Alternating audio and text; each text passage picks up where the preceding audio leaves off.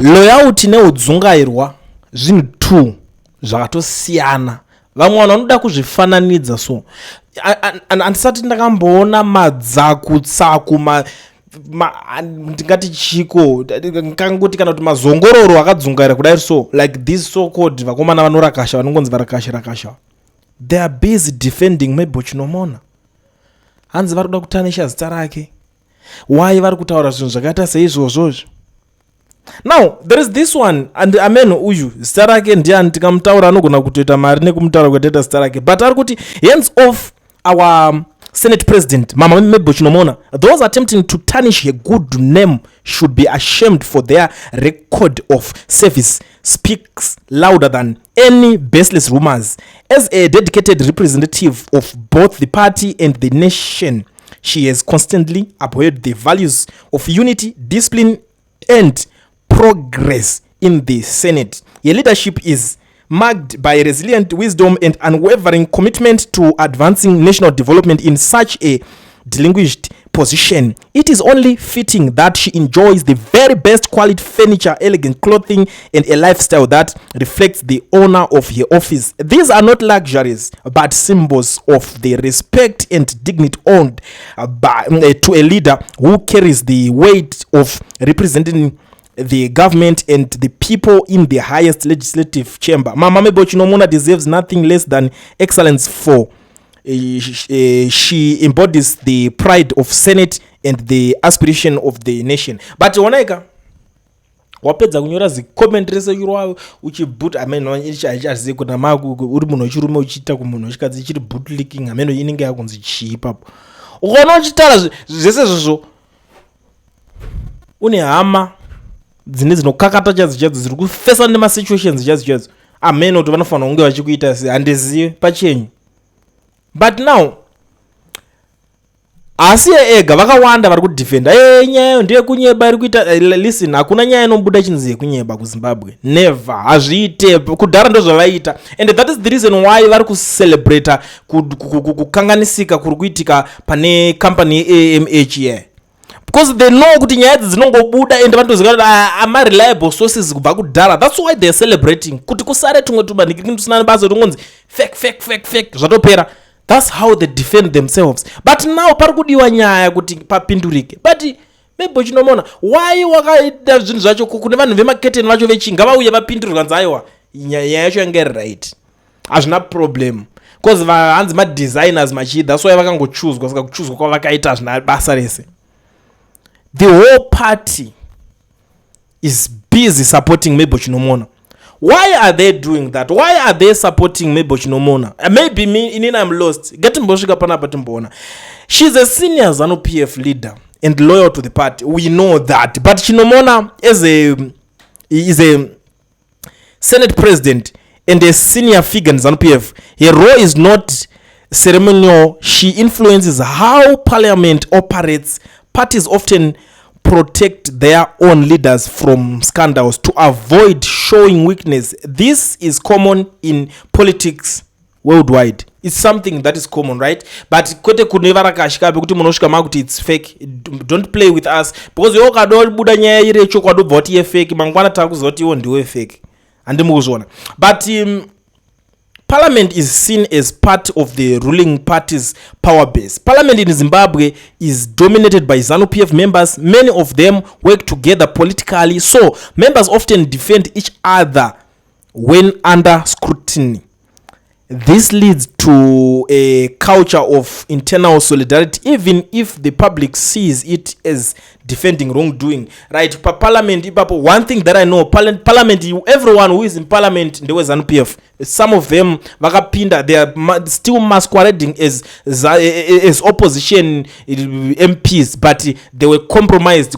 Dara vachiudzwa kana musingade nezveparliament muno mutuku recall murove pasi vakatanga kuweka losses avo, because mapindira vakaita funding aina kubva opposition was just broke and poor, and vanhu vaishandisa mari dzemhomwe dzavo, but these guys vanga vane maresources enyika, saka vakatanga kuno affect kwapatu maresources tushoma tovanga vashandisa. So on the issue of parliament, that is the reason why pasina ari kubuda achifighta Mebo Chinomona, because they know the parliament yacho ndo vakabata. and a Senate president unogariswa pasi. And the other thing, admitting wrongdoing could weaken the party's image. That's what they are avoiding. By all means, no. Why? Because there are widespread economic hardships in Zimbabwe. Admitting that leaders used big sums of public money for private benefits could hurt the party's reputation, fuel criticism from the opposition, make citizens more angry about corruption. So, defending Chinomona helps avoid acknowledging a public scandal. That is it, man. It's better to. But public accountability mechanisms are weak. In this case, parliament officials initially resisted answering to the Public Accounts Committee. They wanted media excluded from hearings. These actions reflect a reluctance within state institutions to fully expose the issue. When institutions protect one another, it tends to make political defense automatically rather than based on merit. Political unity overrules. In many political parties, especially dominant ones, there is a belief that internal disputes should not be aired publicly because disagreement looks like division. So, even where actions may be questionable, party loyalty often overweight public accountability. But one thing that I know in terms of these guys, inini chandiri kuziva ndechekuti one munhu akangobuda akangoagree kana kuti vakangonyarara kuti okay nyaya chinomona ndoiri kuitika mari inoratidza kupinda mandend cause vari kurarama nemahandouts from the likes of ana tungwarara rakatobuda. We still have proof achiti tiri kuda vanhu vese vari willing, those who are on social media, come tikupe mari tikupe mabasa mune muchiposta muchidefend party 24/7. That's who they are. Saka ukasato defend a party vanenge vachifollowa ma-platforms ako.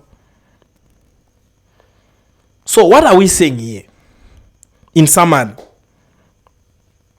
trikuti public money about 400,000 was reportedly used to improve Chinomona's private house. But per criticism pedu, what does General says this broke procurement laws and lacked transparent party defense. Parliament says spending was justified. ZANU-PF publicly supports Chinomona by not condemning her. Why they defend her? She's a senior party leader. Party unit often means protecting members. Admitting wrongdoing could hurt the party politically. Institutions like parliament are protecting one another.